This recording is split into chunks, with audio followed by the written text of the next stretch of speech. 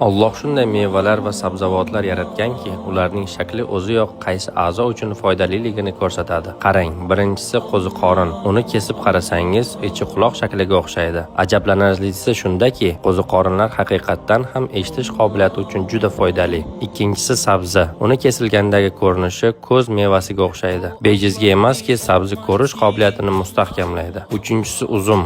Uzum shingillari o'pka alveolalariga o'xshaydi va u nafas olish tizimi salomatligini saqlashga yordam beradi. To'rtinchisi yong'oq. Uning shakli inson miyasiga ajoyib darajada o'xshaydi va u miya faoliyati hamda xotirani mustahkamlaydi. Beshinchisi pomidor. Uni yarmiga bo'lganda yurakka o'xshaydi va haqiqatdan ham yurak qon tomir tizimi salomatligini qo'llab-quvvatlaydi. Oltinchisi loviya.